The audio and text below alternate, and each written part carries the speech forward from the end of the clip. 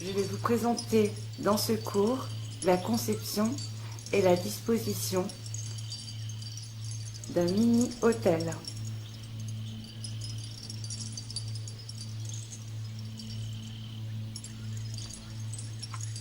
Alors, comme vous pouvez le voir, j'ai disposé déjà tous les éléments importants et nécessaires à la pratique. Alors, voici donc la disposition de l'hôtel.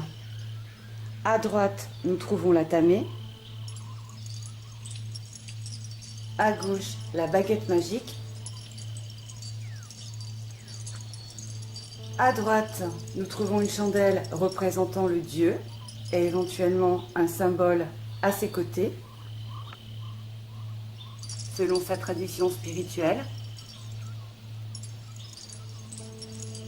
Et à gauche, une chandelle représentant la déesse, traditionnellement argentée pour la plupart des déesses, ou rouge-noir pour Lilith. À ses côtés, nous pouvons y déposer un symbole lié à la déesse, comme une rose noire, par exemple.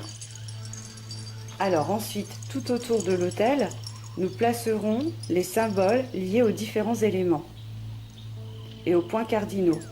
Donc à l'est, nous trouvons un encensoir où sera placé un charbon ardent avec de l'encens en grains de préférence. À l'ouest, nous trouvons un calice rempli d'eau lustrale ou de vin pour l'occasion, de vin sorcier donc. Au nord, nous trouverons un bol rempli de sel de gemme et de tout autre élément lié à la terre, comme des glands par exemple, des pierres, des marrons. Enfin, au sud, nous trouverons une chandelle rouge pour symboliser l'élément feu. Ensuite, de part et d'autre de l'autel, nous trouverons une huile sorcière à base d'huile d'olive et de lavande, éventuellement du pavot. Dans notre tradition, ce sera pour créer le cercle. Une boîte d'offrande.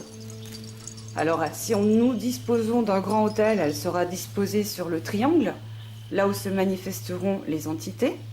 Le bol d'offrande peut se placer dans le triangle, là où se manifestent les entités, ou bien devant leur symbole. Avant de leur offrir les offrandes, on place ces dernières dans une boîte d'offrandes. Par exemple, du gingembre, de la cannelle, voilà, pour Lucifer, les dieux liés à la sensualité, par exemple Lilith. Alors nous trouverons aussi un été noir, car il ne faut jamais souffler les bougies, ça porte malheur. Alors, au niveau des accessoires annexes, nous trouvons également la cloche, qui sert à sonner le début d'un rituel et à invoquer les déesses et les déités. Nous trouvons également un petit crâne. Donc si ce sera un grand autel, nous aurions évidemment un plus gros crâne. Là, nous avons choisi volontairement un petit crâne. Nous pourrions le percer au dos afin d'y ajouter de la terre de cimetière. Donc là, j'ai choisi un crâne à base d'obsidienne. Alors, pourquoi l'obsidienne? Déjà parce qu'elle est noire. Donc c'est une couleur qui va très bien avec la tradition wiccan luciférienne. L'obsidienne favorise également l'élévation de l'âme et l'expansion de l'aura. Elle protège aussi des attaques occultes et psychiques, ce qui est non négligeable. Donc au niveau de sa chimie, il s'agit simplement de roches vitreuses d'origine volcanique à base de silice. Voilà, un petit crâne en obsidienne noire fait parfaitement l'affaire. Alors généralement, on le placera au centre de l'autel, c'est-à-dire ici. Voilà. Celle-ci, donc la petite cloche, on la met de part et d'autre de l'autel en dessous. Voilà, ici, entre les deux chandelles. Donc je rappelle, une chandelle argentée pour invoquer les déesses, ou rouge-noir pour Lilith, et une chandelle plutôt verte pour Lucifer, donc de préférence verte. On peut aussi avoir à la place de la chandelle verte une chandelle noire pour le dieu Pan, Satanas. Mais dans notre tradition, on privilégie bien évidemment le dieu Phosphoros ou Lucifer en latin. Enfin, nous pourrions avoir besoin occasionnellement, pour certains rituels, d'un dodécaèdre. Donc il aide à provoquer la chance afin de concrétiser ses projets, il donne pouvoir et volonté, il renforce les énergies bénéfiques pour son évolution. Bien évidemment, il harmonise les énergies des chakras supérieurs et inférieurs. On l'utilise beaucoup pour la visualisation ou pour réaliser des messes noires ou des pactes avec une entité. Il rappelle le miroir, les différentes dimensions dans les différents espaces. Nous le passons généralement au centre de l'autel.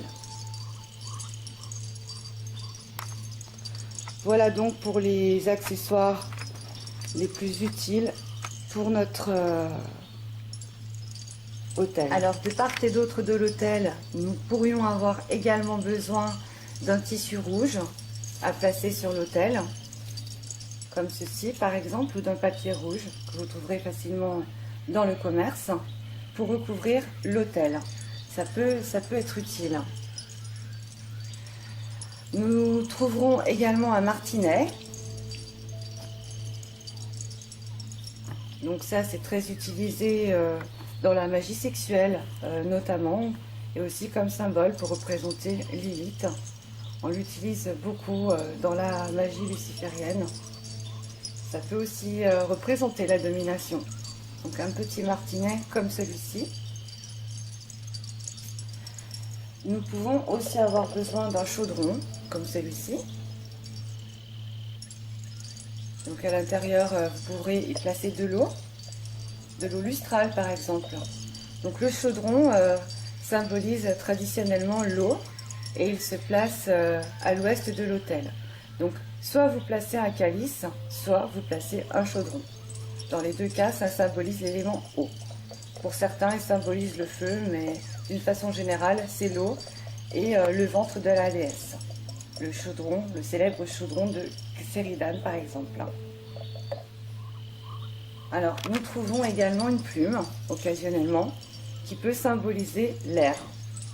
Donc l'air est généralement symbolisé avec un encens, avec un porte-encens et de l'encens, mais on peut aussi concevoir un autel différemment et remplacer l'encensoir par une plume pour l'air, le calice d'eau par le chaudron, une chandelle à pentagramme pour remplacer le bol de terre ou de sel de gemme au nord.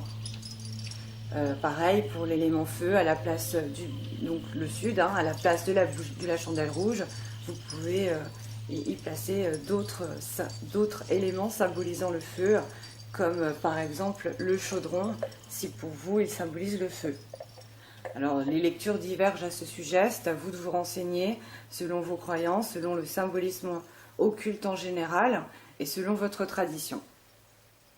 Donc voilà, il y a plusieurs façons de disposer un autel. D'une façon générale, à droite, on placera tous les éléments symbolisant le dieu et à gauche, la déesse. Ensuite, quelques éléments, quelques symboles pour les points cardinaux. Ou alors, tout simplement, vous pouvez vous en tenir à symboliser les 4 points cardinaux. Mettre un pentagramme au centre, un pentacle, donc, avec pentagramme à l'intérieur au centre, et un symbole représentant votre dieu. Voilà, ça peut suffire. Dans un premier temps, c'est tout à fait bien. Alors, au niveau des ingrédients, nous trouverons aussi du sel de gemme, qu'on utilisera régulièrement pour la purification, pour les consécrations. Nous trouverons aussi de l'encens de benjoin, toujours pour la purification,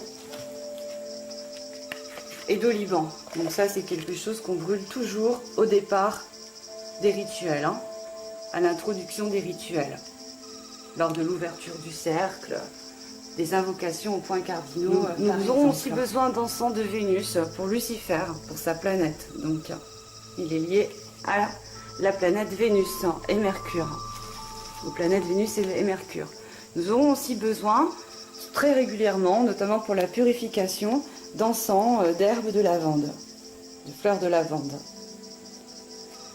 Et enfin, nous aurons besoin d'un encens d'exorcisme, alors si possible à faire soi-même, qui est à base de soufre, de sauge, d'oliban et de benjoin. Donc, je vais vous l'ouvrir.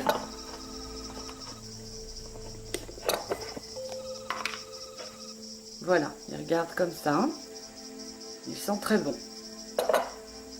Donc c'est un encens d'exorcisme, généralement qu'on utilise lors de l'exécration, avant ce qui précède la consécration, donc, hein, pour ôter toutes les énergies parasites et négatives aux éléments, avant de les charger avec de bonnes énergies positives. Enfin, de manière aléatoire, on peut représenter le Dieu, la virilité avec une verge. On pourra se servir d'un god comme celui-ci.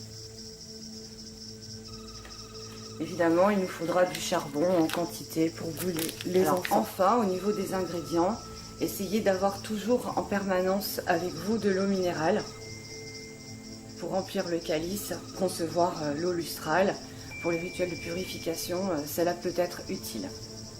Voilà donc la configuration d'un hôtel, d'un mini-hôtel, généralement provisoire, qu'on installera toujours dans le salon, mais jamais dans la lumière. On voit que l'atmosphère change, elle devient plus feutrée, plus spirituelle et propice à la magie spirituelle. Voilà donc la disposition de notre cours pratique, je pense, vous aura été utile pour comprendre comment on dispose son hôtel. Donc, pour conclure ce cours, on peut dire qu'il faut symboliser les 5 éléments avec un calice d'eau pour l'ouest, un encensoir pour l'est, une bougie rouge pour le sud et un bol de sel de gemme pour le nord. Il faudra toujours placer la tamée à droite de l'autel et la baguette magique à gauche. Au centre, nous trouvons le pentacle. Il s'agit d'un pentagramme entouré d'un cercle, tout simplement, que l'on pourra disposer de manière inversée ou droite selon notre tradition et notre niveau de passage. Dans un cours ultérieur, je vous apprendrai les définitions liées aux différents accessoires et ingrédients utilisés en magie occulte, comme la baguette magique, la tamée, le calice. Voilà, tout ça vous sera instruit dans un prochain cours. Merci de votre attention et à bientôt.